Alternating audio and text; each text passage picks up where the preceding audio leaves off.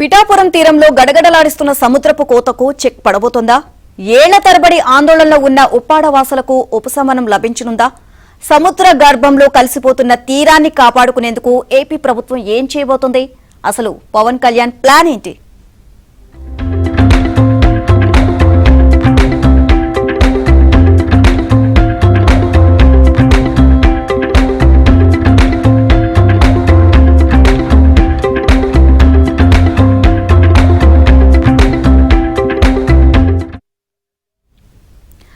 దశాబ్దాలుగా ఉప్పాడ తీర ప్రాంత ప్రజలను భయపెడుతున్న అతిపెద్ద సమస్య సముద్ర కోత. వందల ఇళ్లు, దేవాలయాలు, సాగు భూములు సముద్రంలో కలిసిపోయాయి. ఈ ప్రమాదాన్ని గుర్తించిన deputy CM Pawan Kalyan IIT Madras సహకారంతో శాస్త్రీయ పరిష్కారం దిశగా అడుగులు వేశారు.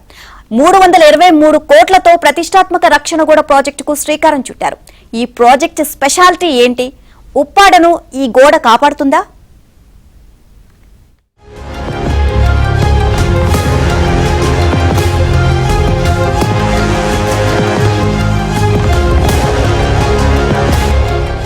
కాకినాడ జిల్లా పిఠాపురం నియోజకవర్గంలోని ఉప్పాడ తీర ప్రాంతం సముద్ర కోతతో అతలాకుతలమవుతోంది. గత 5 ఏళ్లలో 400కు పైగా ఇళ్లు, 8 ఆలయాలు, 14 కిలోమీటర్ల మేర రోడ్డు సముద్ర గర్భంలో కలిసిపోయాయి. మొత్తంగా 1360 ఎకరాలకు పైగా భూమిని సముద్రం మింగేసింది. ఈ ప్రమాదాన్ని గుర్తించిన డిప్యూటీ సీఎం పవన్ కళ్యాణ్ ఇచ్చిన హామీ మేరకు శాస్త్రీయ పరిష్కారం కోసం ఐఐటి మద్రాస్ను రంగంలోకి దించారు.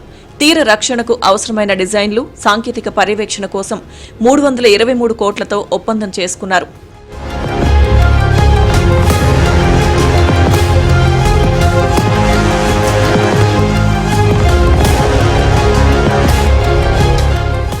ఈ ప్రాజెక్టుకు కేంద్ర విపత్తు నిర్వహణ నిధి ఆమోదం లభించింది. రాష్ట్ర విపత్తు నిర్వహణ సంస్థ నోడల్ ఏజెన్సీగా వ్యవహరిస్తుండగా ఏపీ మారిటైమ్ బోర్డు ఎగ్జిక్యూటివ్ ఏజెన్సీగా క్షేత్రస్థాయి పనులను పర్యవేక్షిస్తుంది. మంగళగిరి క్యాంపు కార్యాలయంలో పవన్ కళ్యాణ్ సమక్షంలో ఒప్పంద పత్రాలపై సంతకాలు జరిగాయి.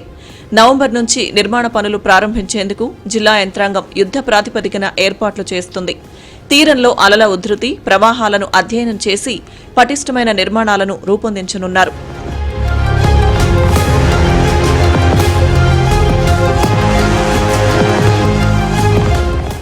ఉప్పాడ తీరం ఇంతలా కోతకు గురవడానికి భౌగోళిక స్వరూపం ప్రధాన కారణం. తీరరేఖ పుటాకార ఆకృతిలో ఉండడం వల్ల అలల తాకిడి నేరుగా తీరంపై పడుతుంది. అలాగే తీరవాలు తక్కువగా ఉండడం, తుఫాన్ల సమయంలో సముద్రం ఉగ్రరూపం దాల్చడం వల్ల ఇసుక కొట్టుకుపోతుంది. గోదావరి ప్రాజెక్టుల వల్ల నది ద్వారా వచ్చే ఇసుక తగ్గిపోవడం, తీరం రక్షించే మడ అడవులు, ఇసుక దిబ్బల విధ్వంసం కోతను మరింత తీవ్రతరం చేశాయి.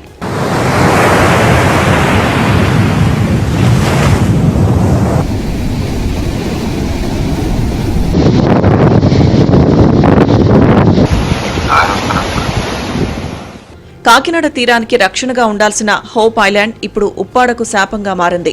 హోప్ ఐలాండ్ వల్ల సముద్ర అలల దిశ మారి అవి ఉప్పాడ తీరాన్ని అత్యంత బలంగా తాకుతున్నాయి.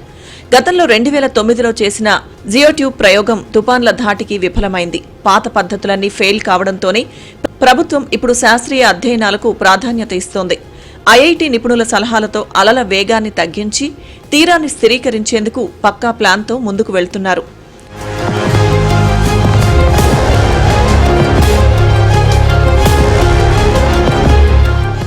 నూతన ప్రాజెక్టులో భాగంగా నేమాం నుంచి అమీనాబాద్ వరకు దాదాపు 14.5 కిలోమీటర్ల మేర రక్షణ గోడ నిర్మిస్తారు. తీరం కోతకు గురికాకుండా సుమారు 20 గ్రోయిన్లు, ప్రొటెక్టివ్ వాల్స్ ఏర్పాటు చేస్తారు.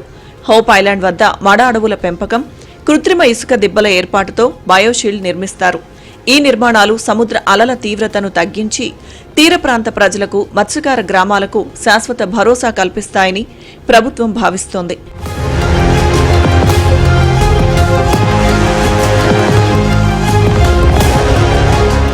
ఎన్నో ఏళ్లుగా ప్రాణాలు అరచేతిలో పెట్టుకుని జీవిస్తున్న తీర ప్రాంత ప్రజలకు ఈ రిటైనింగ్ వాల్ ఒక ఆశాకిరణంలా మారింది. కేంద్ర, రాష్ట్ర ప్రభుత్వాల సమన్వయంతో చేపడుతున్న ఈ భారీ ప్రాజెక్ట్ ఉప్పాడ భవిష్యత్తును కాపాడుతుందనే ఆశలు చిగురిస్తున్నాయి.